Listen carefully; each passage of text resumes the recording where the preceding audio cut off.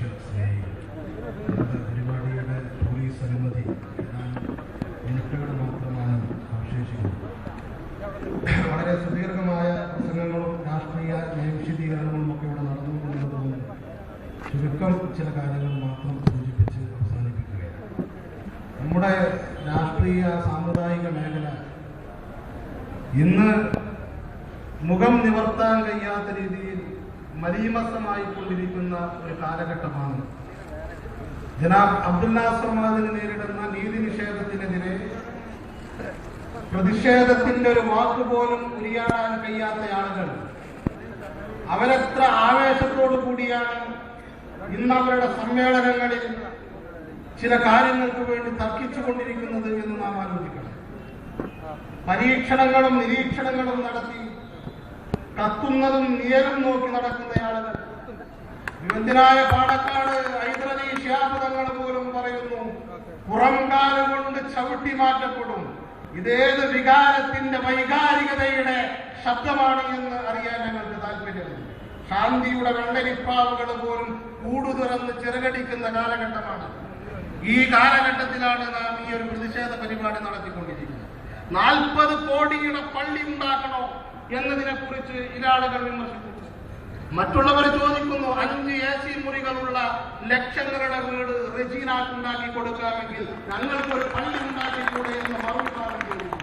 ഇങ്ങനെയുള്ള മലീമസമായ ചർച്ചകളുടെ ഒരു കാലഘട്ടത്തിലാണ് നാം നീതിക്ക് വേണ്ടി ശ്രദ്ധിച്ചുകൊണ്ടിരിക്കുന്നത്. ഇവിടെയാണ് ആരാണ് നമ്മുടെ പ്രിയങ്കരനായ നേതാവിനെ, ഈ കാലഘട്ടത്തിന്റെ ഇതിഹാസമായ അബ്ദുൽ നാസർ മഅദനിയെ സാമ്രാജ്യത്വത്തിനും ഫാസിസത്തിനുമെതിരെ മാത്രം ശബ്ദിച്ച് സുന്നി മുജാഹിദ് ജമാഅത്ത് എന്ന ഈ കൂട്ടയടിയൊന്ന് അവസാനിപ്പിച്ച് സമുദായത്തിന് വേണ്ടി ജീവിക്കാൻ, സമുദായത്തിന് വേണ്ടി മരിക്കാൻ നിങ്ങൾ തയ്യാറുണ്ടോ എന്ന് ഈ മലയാളക്കരയിൽ ആദ്യമായി വിളിച്ചു ചോദിച്ച മഹാപണ്ഡിതനായ അബ്ദുൽ നാസർ മഅദനിക്ക് വേണ്ടിയുള്ള നീതിക്ക് വേണ്ടിയിട്ടുള്ള ഒരു പ്രതിഷേധമാണ്. ഇവിടെ ആരെ അണിചേരുന്നു എന്നുള്ളതാണ് നമ്മുടെ ചോദ്യം. സമസ്തയുടെ മഹാസമ്മേളനം ലക്ഷങ്ങളുടെ നിരന്ന് നടന്നു. പുറങ്കാല് കൊണ്ട് ചവിട്ടുമെന്ന് പറഞ്ഞ കൂട്ടത്തിൽ അബ്ദുൽ നാസർ മഅദനി കാലില്ലാതെ അവിടെ ബാംഗ്ലൂർ ജയിലിൽ കിടക്കുമ്പോ 2 വരി പ്രമേയത്തിൽ അബ്ദുൽ നാസർ മഅദനിയെ മോചിപ്പിക്കണമെന്ന് നിങ്ങൾ പറയണ്ട.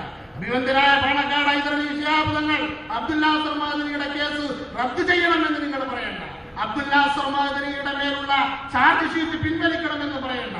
മരണത്തോട് മല്ലടിക്കുന്ന ഗുരുതരമായ രോഗങ്ങളെ കൊണ്ട് മല്ലടിക്കുന്ന അബ്ദുൽ നാസർ മഅദനി എന്ന ഇസ്ലാം മത പണ്ഡിതനെ, ഒരു ഉമ്മ 10 മാസം ഗർഭം ചുമന്ന് പ്രസവിച്ച ഒരു മനുഷ്യ കുഞ്ഞാണ് അബ്ദുൽ നാസർ മഅദനി എന്നുള്ള ബോധ്യത്തോടു കൂടിയെങ്കിലും മനുഷ്യത്വത്തോടു കൂടിയെങ്കിലും 2 വരി പ്രസ്താവന നിങ്ങൾക്ക്, 2 വരി പ്രമേയം നിങ്ങൾക്ക് മഅദനിക്ക് ചികിത്സ നൽകണമെന്ന് ആ ലക്ഷങ്ങളുടെ സമ്മേളനത്തിൽ നിങ്ങൾക്ക് പറയാമായിരുന്നു. നിങ്ങൾ പറഞ്ഞില്ല.